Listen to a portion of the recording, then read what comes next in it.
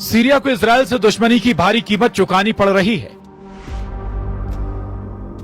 Commander Jolani, Erdogan और Iran को भी दुश्मनी बहुत महंगी पड़ने लगी है।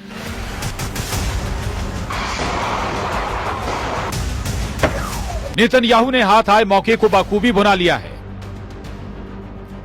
सीरिया में टेरर ग्रुप पर स्ट्राइक का बहाना बनाकर इजरायल दुश्मनों का दम उखाड़ रहा है। इजरायल के हमले हर गुजरते दिन तेज होते जा रहे हैं, विध्वंसक होते जा रहे हैं। नेतन्याहू आर्मी ने बशर अल असद की बनाई सीरिया फोर्स की टोटल तबाही का सैन्य अभियान चला रखा है। 9 दिसंबर से शुरू हुए सीरियल हवाई हमले में इजरायल ने सीरिया के सभी टेरर ग्रुप को तो जमकर पीटा ही है, साथ ही दुश्मन देश के सैन्य बलों को बर्बाद कर दिया है। कमांडर जुलानी की असद सरकार के तख्ता पलट के बाद से इजरायल के हमलों में सीरिया का 85% एयर डिफेंस तबाह हो चुका है। इजरायल की एयर स्ट्राइक में सीरिया के 85% से ज्यादा एयर डिफेंस सिस्टम कबाड़ बन चुके हैं।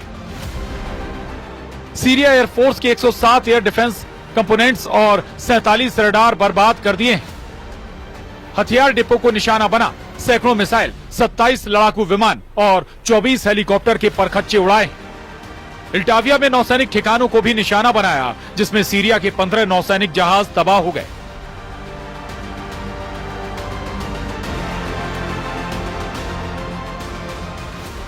हमलों में इजरायल ने 1800 से ज्यादा हथियारों का इस्तेमाल किया। इजरायल ने सीरिया में अब तक कुल 480 ठिकानों पर बमबारी की है।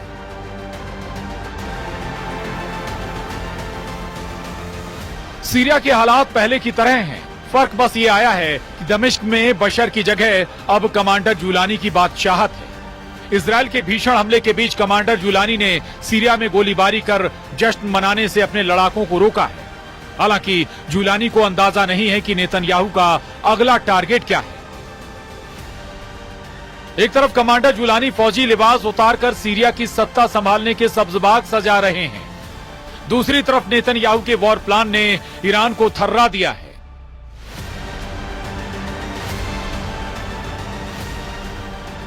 टाइम्स ऑफ इजराइल की रिपोर्ट के मुताबिक इजराइल डिफेंस फोर्स ने पीएम नेतन्याहू को जानकारी दी है कि ईरान के एटमी अड्डे को तबाह करने का ये सबसे अच्छा मौका है।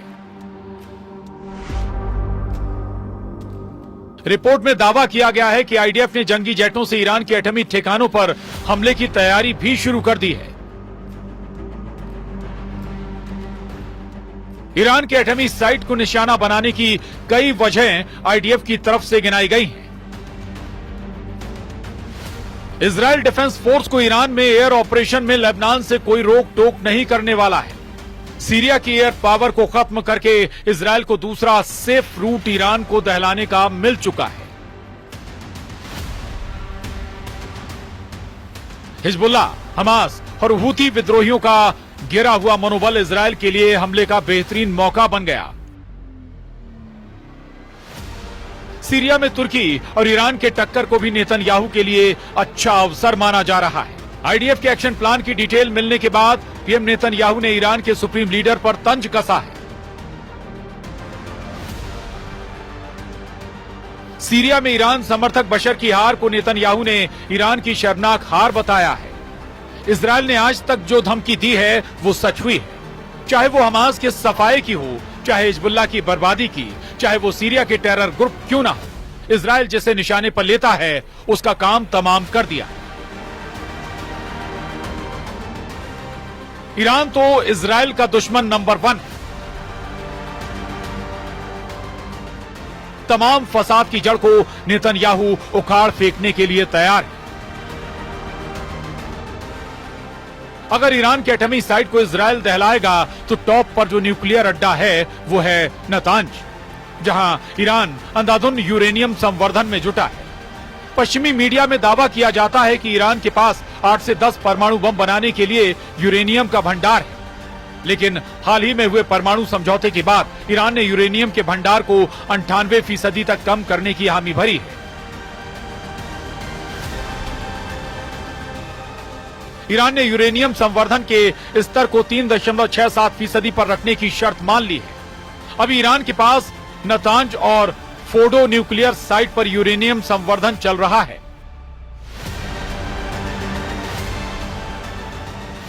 एटम बम के लिए दूसरी सबसे अहम चीज है सेंट्रीफ्यूज। ईरान के पास 20,000 सेंट्रीफ्यूज होने का अनुमान है। नई डील के बाद ईरान को फोर्डो प्लांट पर किसी तरह के यूरेनियम संवर्धन से रोक दिया गया है, लेकिन खामेनेई के नतांज न्यूक्लियर साइट पर एटमी प्रोग्राम धड़ल्ले से चल रहा है, जिसे तबाह करने के बाद ही इजरायल शांति से बैठ सकेगा। हालांकि ईरान के न्यूक्लियर साइट पर हमले के बाद एटमी युद्ध का खतरा सभी हदें पार कर सकता है। पश्चिमी देशों ने भी इजरायल के इस प्लान का पहले ही विरोध कर रखा है।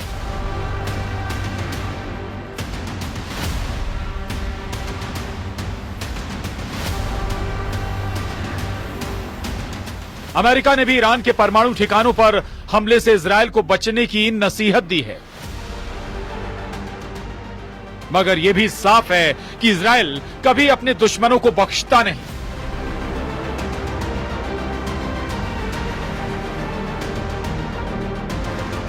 ईरान समर्थक फाइटर ग्रुप की बर्बादी इसका प्रमाण है।